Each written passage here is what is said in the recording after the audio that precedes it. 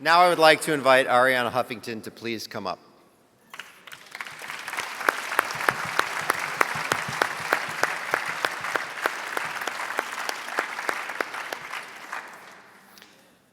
Arianna, you have used 21st century media to alert millions of people around the world to environmental challenges of our times.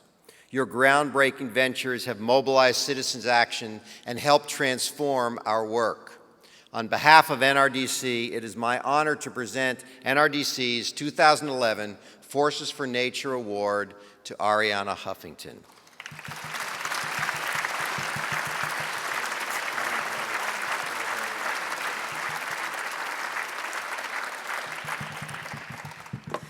Thank you so much. What an amazing evening and what an honor to be here.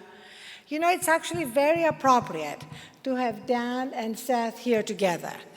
Because, you know, they say that America doesn't make anything anymore, but real estate and comedy, two quintessentially American products. And if you've ever looked for an apartment in New York, as I had to very recently, sometimes the two are one and the same thing. And I want to thank also my dear friend Al for taking time from running the country to make this hilarious video. I'm perfectly prepared to acknowledge that I owe everything in my life to getting in bed with Al Franken. That's right, I was too young to know what everybody in Hollywood knows. You go to bed with the producer, not the talent. But I do want to point out that I have also helped Al along in his career. Under my tutelage, he went from being one of America's most beloved comedians to me being a member of a group that has 9% approval rating. I'm also delighted to be honored alongside Wendy and Eric Schmidt, whose passion for the work, for the environment has been infectious, and who truly are forces for nature. So my relationship with NRDC began at the same time as my marriage, because my husband was on the board. My marriage ended, but my relationship with NRDC endures, partly because Michael and I never asked NRDC who it really wanted to live with. Over the last 20 years, the work of NRDC has become all the more critical. That's because the fight now isn't just against pollution and the polluters. It's against the emergence of a very vocal group of modern flat earthers who deny that there is any problem at all. There's been an explosion of truly medieval thinking, and not just on the fringes. There are flat earthers in the Senate, in the House, among the very people writing the actual laws that govern what we can and cannot do to the planet. They are waging a war on science, on logic, on facts, and on truth itself. It's really like our house is on fire, and we don't have just to fight the flames. We also have to fight a very loud group of bystanders who is trying to convince us that the house is not on fire at all, that we are just being alarmist. And the media have been a culprit too. In the pursuit of balance, many in the media have forgotten that the highest calling of journalists is to ferret out the truth. Instead, far too many reporters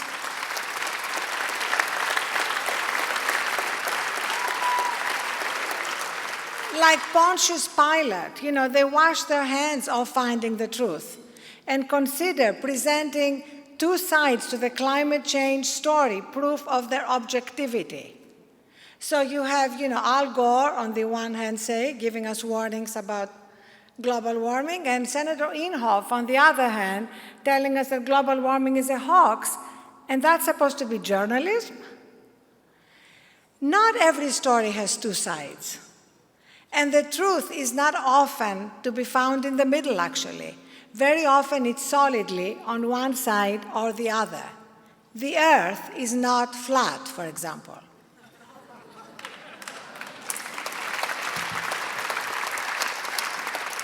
Evolution is a fact. And global warming is real. As Martin Luther King said about a different struggle, we are now faced with the fact, my friends, that tomorrow is today.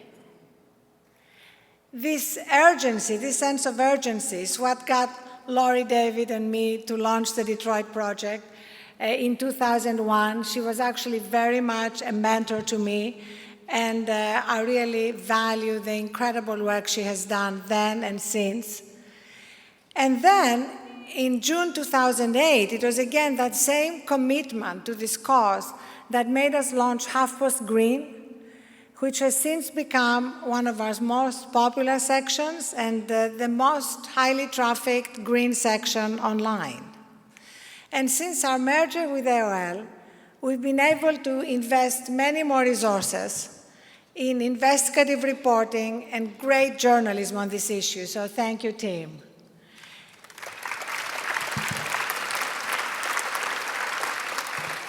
Actually, a great example of this coverage is the work that our team did on the Keystone Pipeline. The decision by the State Department last week to postpone moving forward with the project until after the 2012 election had a lot to do with the work of the NRDC and the work that our reporters did under the leadership of Tom Zeller, who joined us last spring from the New York Times and who stayed on this story. Actually, he wrote 12 stories on the subject together with his team, and our amazing green editor, Joanna Zellman, who demonstrated what I think is at the heart of HuffPost, which is a kind of obsessive-compulsive disorder. You know, we stay on a story and stay on a story until something breaks through the static, you know, the way Seth did with the palm tree joke. I love that. OCD is good for comedy and good for the environment. Keep it up, Seth. So I'm delighted that Tom Zeller, Joanna Zellman, and Lynn Peoples, who actually is our reporter covering the intersection between public health and the environment, are here tonight. And I would like to ask them to stand because I am planning to share this award with you and keep it in the green section of our newsroom. Please stand.